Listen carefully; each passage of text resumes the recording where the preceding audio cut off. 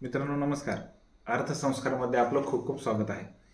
आज नवीन नवीन जॉबला लागल्यानंतर कोणत्या 3 अत्यंत महत्त्वपूर्ण गोष्टी करायच्या आहेत त्या मी तुम्हाला सांगणार आहे.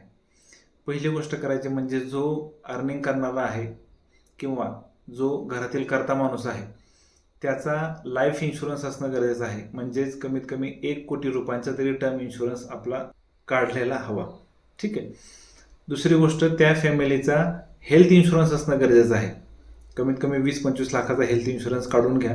हेल्थ इन्शुरन्स म्हणजेच आपण त्याला मेडिक्लेम म्हणू शकतो. ठीक आहे.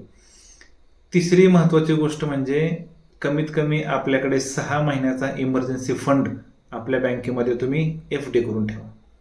म्हणजे उद्या जॉबमध्ये फ्लक्च्युएशन्स झाले किंवा आपल्याला व्यवसायामध्ये फ्लक्च्युएशन्स झाले तर आपण 6 महिने ॲटलिस्ट सस्टेन करू शकू. त्यासाठी आपल्याला इमर्जन्सी फंड असणं गरजेचं आहे.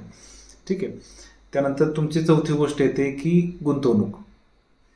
गुंतवणूक आधी केली आणि या 3 गोष्टी केल्या नाहीत तर गुंतवणुकीला काहीही अर्थ राहत नाही. तेव्हा या 3 गोष्टी पहिल्या करायच्या. त्याच्यानंतर चौथी गोष्ट येते गुंतवणूक. मग ते म्युच्युअल फंडमध्ये असेल, स्टॉक्समध्ये असेल, गोल्डमध्ये असेल, लँड असेल, रिअल इस्टेट असेल. ठीक आहे. खूप सारे ॲसेट क्लासेस आहेत. त्याच्यानंतर चौथी गोष्ट, ह्या 3 गोष्टी केल्यानंतर चौथी गोष्ट करायची ती म्हणजे प्रॉपर फायनान्शियल ॲडवायझरकडे जायचं. त्याला सांगायचं की मला प्रॉपर फायनान्शियल प्लॅनिंग तुम्ही करून द्या. तुमचं लग्न झालं असेल तर मुलांच्या लग्नासाठी SIP करू शकता, मुलांच्या शिक्षणासाठी SIP करू शकता आणि आपल्या रिटायरमेंटसाठी SIP करू शकता. ठीक आहे.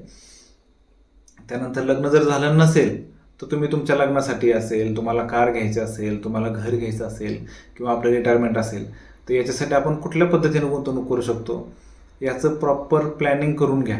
ठीक आहे.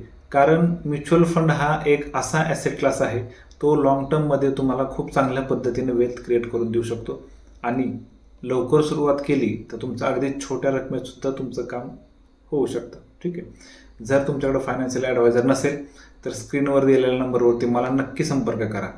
धन्यवाद.